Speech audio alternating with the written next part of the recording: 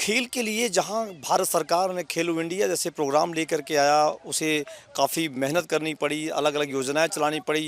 लेकिन जयपुर शहर जो राजधानी है राजस्थान की, वहां से लगभग काफ़ी दूर भीलवाड़ा ज़िले के एक गांव में मैं हूं। यहां पर फुलिया कला गांव है, जहां पर एक एस एन लड्डा जी हैं, जिस स्कूल में पढ़ के गए थे सरकारी स्कूल में, उसी सरकारी स्कूल को बदलने की कोशिश कर रहे हैं। और आज स्थिति ऐसी हो गई, हमारे पीछे देखिए, हॉकी के जो प्लेयर्स बनने की स्थिति में बच्चे खेल रहे हैं और इस सारा माहौल क्रिएट किया है ऐसा लड्डा। हमारे साथ मौजूद है सत्यनारायण लड्डा जी। समझते हैं कि जो आपके मन में खेल को लेकर के इस तरह का माहौल बना, ये क्यों बना, कैसे बना, कहाँ से आपको इंस्पायर मिली और आप इस पर लगातार काम कर रहे हैं? तो ये गांव जो है, जब मैं स्कूल में यहाँ पढ़ता था तब से ही हॉकी के लिए बहुत ही प्रचलित रहा है।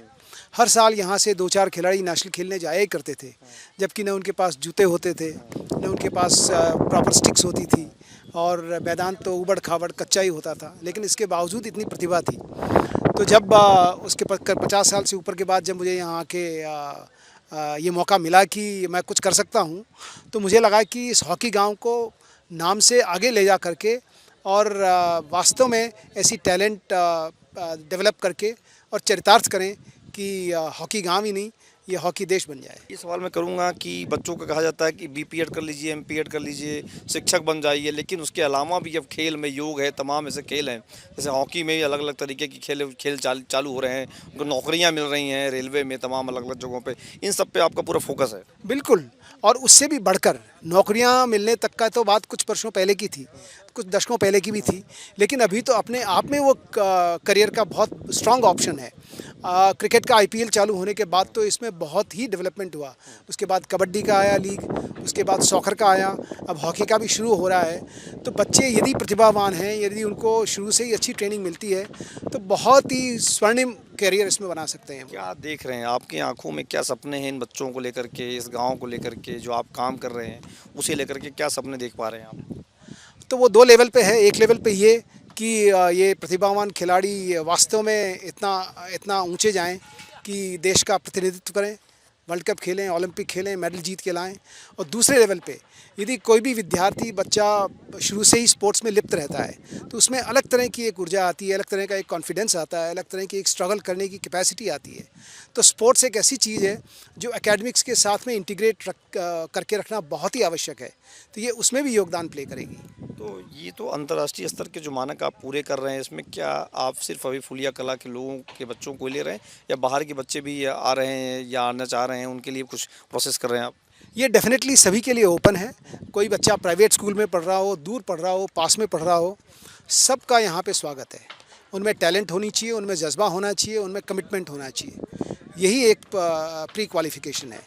ये राजस्थान का अकेला ऐसा स्टेडियम बना रहे हैं आप हॉकी के लिए, आप कह रहे हैं टर्फ लगा हुआ है। कैसे तैयारी कर पाए इसको, किस तरीके से बना रहे हैं आप, क्या क्या इसमें प्रयास कर रहे हैं? ये जो चीज़ें मैं देख रहा हूँ, शायद राजस्थान में पहला ऐसा स्टेडियम होगा।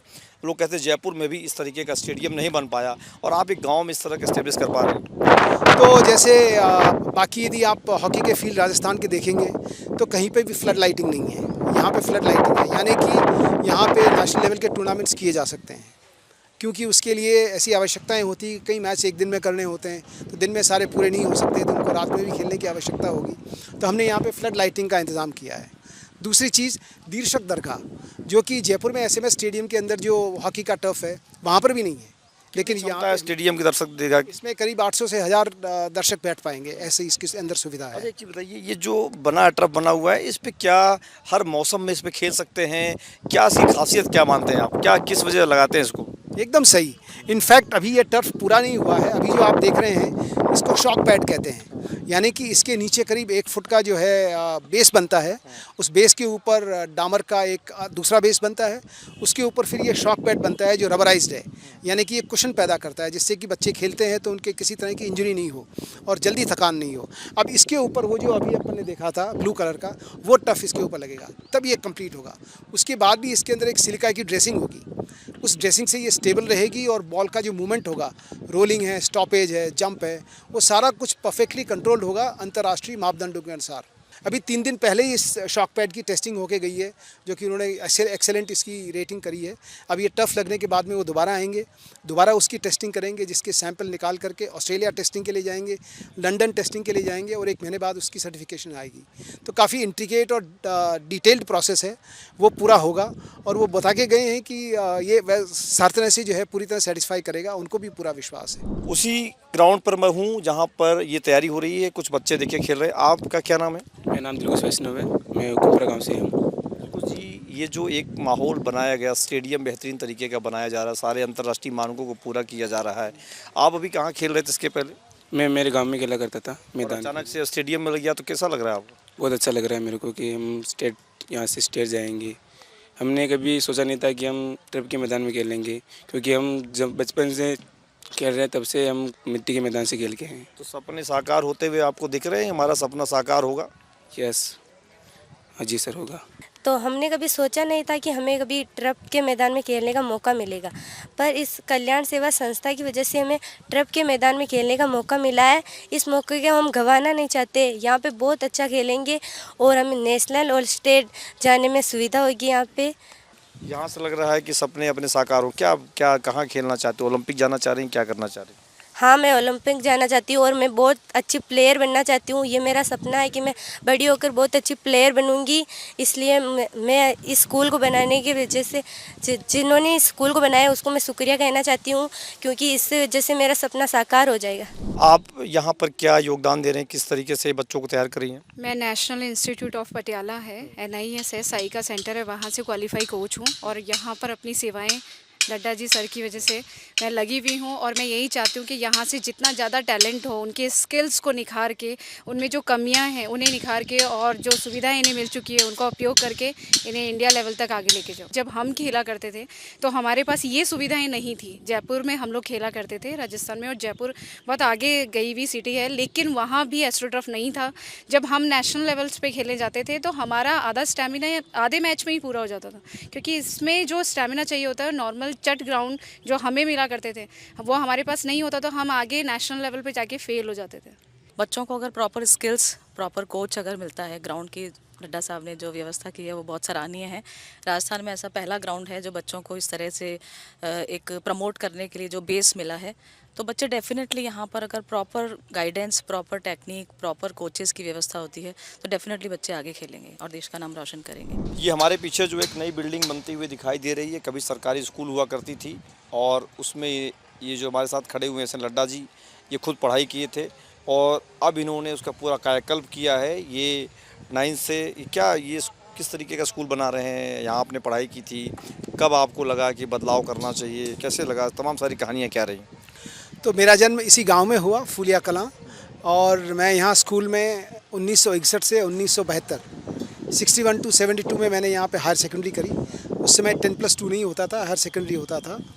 और वहाँ झंडे के पीछे जो जगह हैं वहाँ पर वो स्कूल थी, 6-7 कमरे थे और पेड़ थे जिनके नीचे बैठ के पढ़ाई करी थी। तो अभी 3 साल पहले जब मैं यहाँ आया था तो मैंने देखा कि बच्चे अभी भी पेड़ के नीचे ही बैठ के पढ़ रहे हैं। कितने 52-53 साल हो गए, लेकिन परिस्थितियाँ विशेष बदली नहीं। जहाँ पर आप देख रहे हैं, जी हाँ, यहाँ पर स्कूल बन रहा है। यस।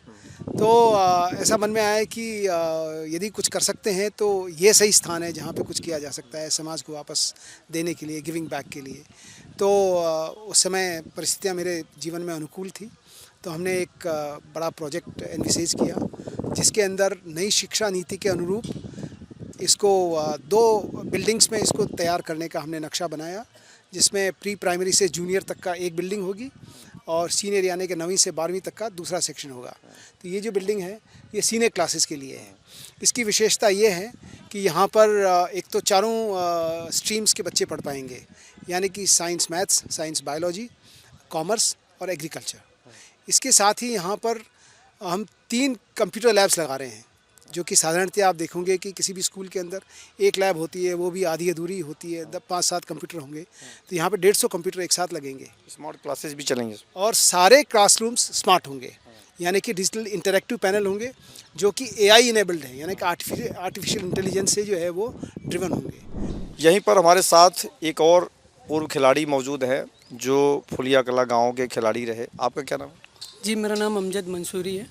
अमजद भाई, जब आप यहाँ पर खेल की गए आप और जब खेल रहे थे, दोनों में क्या फ़र्क देख पा रहे हैं इस ट्रैक को? उस समय क्या है कि सर खिलाड़ियों में जुनून तो वही था, लेकिन खेल की सुविधाओं का अभाव था।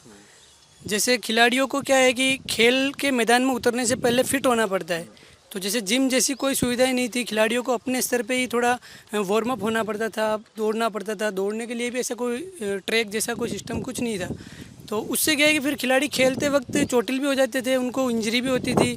तो वो क्या है कि फिर आगे अच्छे लेवल पर जाने में फिर वो असक्षम हो जाते थे अपनी इंजरी की वजह से। लेकिन अब इन्होंने मैदान के साथ साथ एक ऐसा माहौल जिम बना के भी तैयार किया है कि खिलाड़ी का फिट रहना भी बहुत ज़्यादा ज़रूरी है। तो पहले वो आराम से अपनी फिजिकल फिटनेस का ध्यान रखेगा, फिट होगा और आराम से फिर ग्राउंड में उतर के अपनी प्रैक्टिस को और बेहतर कर सकेगा। और बेहतर कर सकेगा। देखिए यहाँ पर हमारे साथ वो सारे इनपुट थे जो बच्चे खेल रहे हैं, जो खेलना चाहते हैं, आगे एक बेहतर प्लेयर बनना चाहते हैं, ओलंपिक जाना चाहते हैं। ये गांव है, गांव के बच्चों में सपने तो खूब थे, लेकिन उनकी सुविधाओं न होने की वजह से उनकी परेशानियां खड़ी होती थी और उन्हें लगता था कि कभी इस तरीके का टफ मिलेगा नहीं जहां हम खेल पाएँ, और इस तरीके का माहौल नहीं मिल पा रहा था, चूँकि परिवार तमाम चीज़ें ऐसी होती हैं जो सुविधाओं के लिए रोक दी जाती हैं। तो अब इस माहौल को पूरी तरह से एस एल लड्डा ने क्रिएट किया है और ये बच्चे कह रहे हैं हम यहाँ से खेल करके अंतर्राष्ट्रीय स्तर के खिलाड़ी बनना चाहते हैं, इनके तमाम सपने हैं। इन तमाम सारी चीज़ों को लेकर के ये यहाँ पर खेल मैदान में डटे हुए हैं।